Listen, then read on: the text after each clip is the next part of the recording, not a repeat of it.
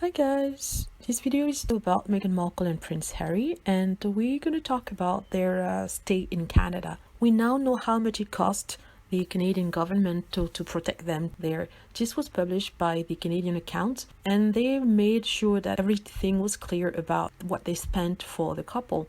So do you remember that Meghan Markle and Prince Harry traveled to Canada to stay? It was part of their decision to be financially independent and to live there for 6 months. So they stayed there between January to end of March before they left for California. Now the Canadian government has published the expenses, what was spent for them, and apparently for the 3 months protection that they offered to the couple, 50,000 Canadian dollars, which is about, I would say, $45,000 and about 40 or 35 pounds, British pounds. So we just have to put everything back into context. So whenever an official member of the royal family, or the working member of the royal family, goes to any country of the Commonwealth, in this case Canada has to provide protection to them. When I say protection, is like it's security. So which is what happened. It happened over 3 months, but that agreement had stopped when the couple stopped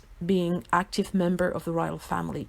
In that case, they were not covered by the agreement that the government had with the royal family. So in that case, it cost $50,000. I'm quite surprised because some newspapers, tabloids in England, were saying that it would cost 10 times that. At one point, they said that it will cost close to $4 million. They were talking about US dollars, which is about 5 million Canadian dollars, to provide protection for the couple, which is grossly miscalculated and overestimated. So when you calculate how much it costs per month to protect Harry and Meghan, you realize that it's close to 13,000 Canadian dollars, which is about maybe $10,000 and 9,000 or 8,000 pounds, which is way less than people said it will cost. So if you do 9,000 US dollars times 12, it will go to less than $100,000 a year. So it doesn't match the $4 million the Daily Mail and all other tabloids, even royal experts, said it would cost the country. So there was a big uproar about those costs, with people saying that they shouldn't be paying $4 million for Prince Harry and Meghan Markle. Now we realize that they would have spent less than $200,000 had they stayed in Canada, and it wouldn't match the $4 million that was said by those tabloids. So my question is, why were people quoting a price so high for the security when now in actuality is even less than that? Let's say that all the fees are added for a year stay in Canada. It would have cost the government less than 250,000 Canadian dollars, which is like 200,000 US dollars, which is 150,000 pounds roughly. There's a desire to overpriced or overestimate everything that the couple does just to enrage people, just to enrage the so-called taxpayer that was paying for them. So it shows the bias of the tabloids towards this couple rather than taking the actual pricing for the security, because everything is published every year, so they can base their assumption on that. They rather estimated based on the highest priced security services that is out there. So it is so unfair to this couple for Meghan Markle. Now that Meghan Markle and Prince Harry are not taking any money, they're not taking any penny from the taxpayers in Canada or in the UK, people are wondering how their finances are, what they're doing, and where they get the money. It's nobody's business where the money comes from. We know that Prince Charles has decided to pay $2 million a year to the couple, to their upkeep.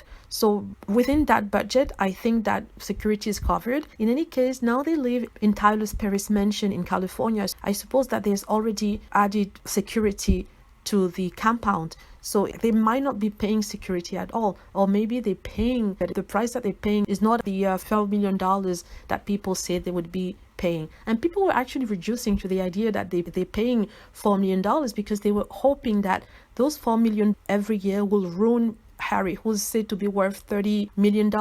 So they were hoping that the $4 million will make it so difficult for them to live, so they would go back to England. But now realize that it's actually only $200,000 that they're paying per year, which is well within the budget. It's very manageable. So $200,000 a year is still a lot of money, but we're talking about a prince and a duchess. So I'm very happy to hear about that. So people who say that $200,000 is still a lot of money, It is their money. It's not your money. It's not the taxpayers' money. They can do whatever they want with their money as long as they're paying for it, and which seems to be what they're doing right now.